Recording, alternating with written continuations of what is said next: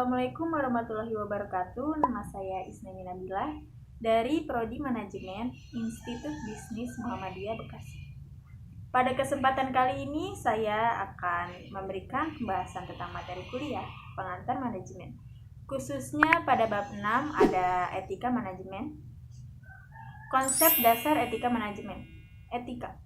Kalau kita berbicara tentang etika, kita tahu nggak sih arti dari etika itu sendiri? Apa arti dari etika? Kadang kita berbicara tentang etika, tapi nggak tahu arti sebenarnya itu apa. Nah, etika pada dasarnya, sebagaimana menurut Kreitner pada tahun 1992 adalah studi mengenai tanggung jawab moral, apa yang dianggap benar, apa yang dianggap salah. Kalau kita telusuri lebih jauh, apa itu etika manajemen? Bukan hanya apa yang dianggap baik, buruk, benar atau salah, tetapi dalam manajemen itu adalah orang yang baik dan bukan orang yang buruk. Etika manajemen juga berbicara mengenai nilai-nilai yang dianut suatu organisasi sehubungan dengan kegiatan organisasi tersebut. Jadi gampangnya kegiatan tersebut etis atau tidak. Etika memiliki poin penting. Yang pertama ada nilai personal sebagai standar etika. Maksudnya gimana? Nilai personal itu sangat dibutuhkan, khususnya sebagai perwujudan nilai dan norma. Ini melalui personal atau orang-orang yang duduk dalam manajemen. Jadi gampangnya, siapa pelaku nilai personal? Siapa pelaku etika manajemen?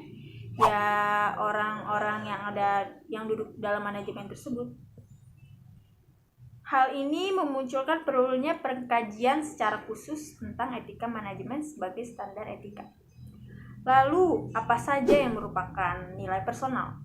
Yang merupakan nilai personal itu diantaranya ada cara pandang, cara berpikir, keyakinan yang dipegang oleh seseorang. Nah, nilai personal juga ada dua nih. Yang pertama ada nilai terminal, yang kedua ada nilai instrumental. Poin selanjutnya, pandangan empiris mengenai nilai personal. Ternyata ada juga nih pandangan empirisnya.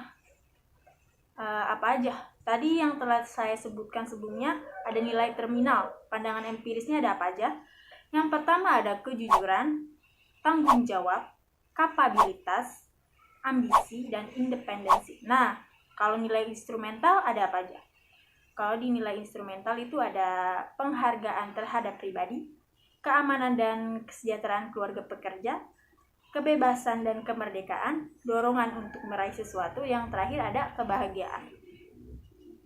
Setelah kita mengetahui nilai personal, apa arti etika manajemen, ternyata nilai juga memiliki konflik.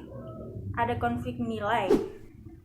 Ada 3 jenis konflik nilai yang biasanya terjadi dalam perusahaan. Apa aja? Yang pertama ada konflik intrapersonal. Maksudnya konflik intrapersonal itu kayak gimana? Jadi biasanya konflik ini itu antara individu dengan individu atau perseorangan dengan perseorangan. Dan yang kedua ada konflik individu organisasi. Biasanya konflik ini itu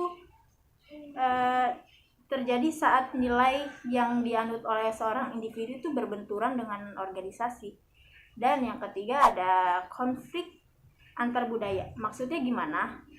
Konflik antar budaya ini udah jelas ya, jadi kayak perbedaan budaya gitu.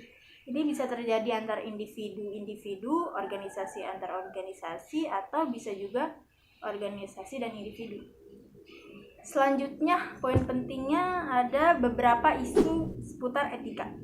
Jadi setelah ada nilai, terus ada konflik, ada pandangan empiris. Juga ternyata etika itu memiliki isu loh. Biasanya apa aja sih yang ada di perusahaan isu-isu tersebut? Yang paling sering ini ada penggunaan obat-obat terlarang, pencurian, korupsi. Nah ini nih, korupsi yang paling banyak isu-isu seputar etika. Terus ada juga penyalahgunaan, penyelewengan itu kayak penyelewengan jabatan gitu ya. Terus dan lainnya, masih banyak lagi. Selanjutnya yang kedua ada bagaimana mengukur etika manajemen. setelah tadi kita bahas apa aja yang ada di dalam etika, apa aja nilai yang ada di dalam etika, isu-isunya. Nah, gimana cara mengukurnya?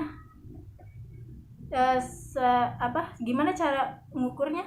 Sebagaimana telah yang diterangkan sebelumnya, nilai personal juga dapat loh digunakan untuk mengukur sebagai etika. Nah, selain nilai personal juga ada lagi ada juga model penilaian etika yang memberikan panduan apakah suatu tindakan kegiatan memenuhi kriteria atau tidak. Jadi ada juga kriterianya. Ada apa aja? Ada 4 kriterianya. Yang pertama ada manfaat, ada pemenuhan hak-hak, ada prinsip keadilan, dan ada sifat pemeliharaan. Saya akan menjelaskan proses-proses etika manajemen. Yang pertama itu ada data gathering. Maksudnya data gathering itu gimana? Semacam pengumpulan data, pokoknya dari mana aja data etika dikumpulkan seperti nilai personal dan lain-lain. Lalu setelah data gathering akan ada analisis. Pokoknya analisis dikaji tentang etika tersebut. Setelah dianalisis akan ada namanya penilaian. Maksudnya penilaian gimana? Jadi kegiatan tersebut akan disebut etis atau tidak. Disitulah penilaiannya. Lalu selanjutnya ada cara mendorong pelaksanaan etika dalam manajemen. Setelah kita mengukur etika manajemen, tahu itu poin-poin pentingnya. Nah, gimana cara pelaksanaannya? Ada 4 cara biasanya yang dilakukan oleh perusahaan dalam mendorong etika manajemen, yaitu yang pertama ada pelatihan etika. Etika juga ada pelatihannya loh. Kedua ada advokasi etika. Yang ketiga ada standar aturan mengenai etika perusahaan. Jadi perusahaan memiliki standar etikanya masing-masing untuk kemajuan perusahaannya. Dan yang terakhir ada keterlibatan publik dalam etika manajemen. Ternyata publik sangat dibutuhkan loh dalam keterlibatannya dalam etika manajemen. Sekian pembahasan tentang bab 6 mengenai etika manajemen. Kurang lebihnya mohon maaf. Wassalamualaikum warahmatullahi wabarakatuh.